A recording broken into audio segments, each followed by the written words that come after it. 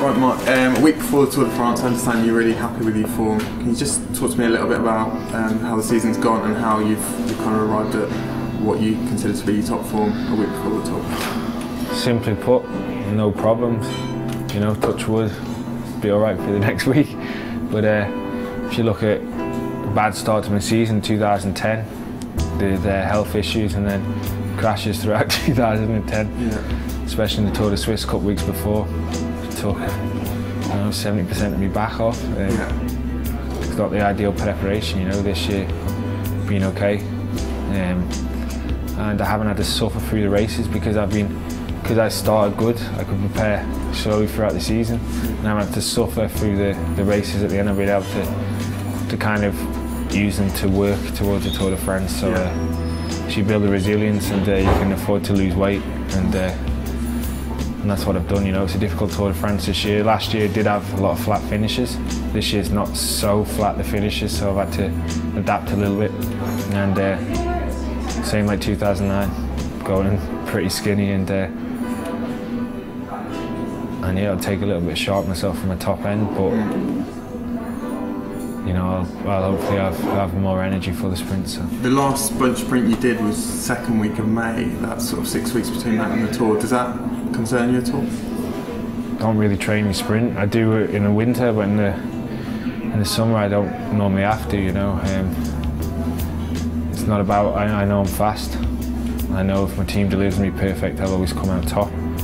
So it's about getting delivered perfect. It's about getting to the finish. It's about being able to sprint, and that's what I've had to work on. And that's all going good. So no, I'm confident that I've got good form. I'm more than confident my team's got good form. They're really going well. All the guys are in contention.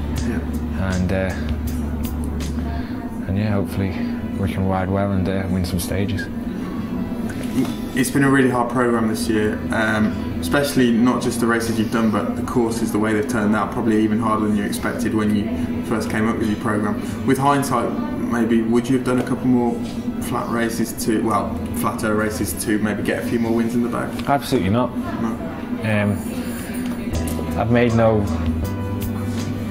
it no secret the last couple of years. I want quality wins now instead of quantity, you know.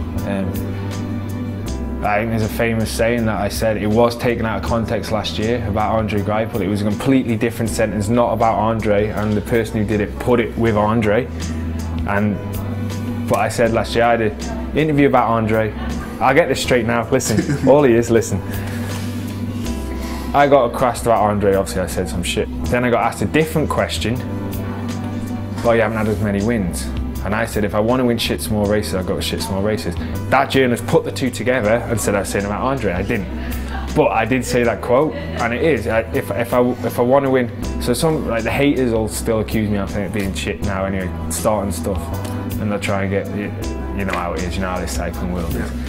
And, but yeah, I want quality wins. I want to, it's not about the numbers. I have a passion, you know, if I have to go into every race, sit there behind my team and win every time. Like if I have to go in, a few breaks attack, I sit ninth wheel, get delivered to the finish, I win. I'll have to do that if I have to do that, but I want to race. And I'm lucky I'm in an environment that gives me the opportunity to race. And so I'll go and I'll try, you know, difficult races, and whether that means I'm last or whether that means it's just preparation for the Tour de France, and that's what it is. It might cut down my number of wins, but at the end of the day, if I win a few stages of the Tour every year, it's better than winning a lot more and then one or even no stages of the Tour de France. The other day at the Tour of Switzerland, you said that every race you do, there's some kind of trouble. Also, every single Tour de France you've done so far, you've cried at some point. There have been some tears shed. Will this be a trouble, tear-free Tour de France from Mark Cavendish? You're kidding? Not. But I think if you can make a bet on there being trouble, if you can make a bet on there being tears, make a bet on it. It'll probably happen. Whether it's my fault or not, it'll happen, you know. Like I said, it's a crazy world, this cycling malarkey, isn't it? And yeah, it just means so much to me. So.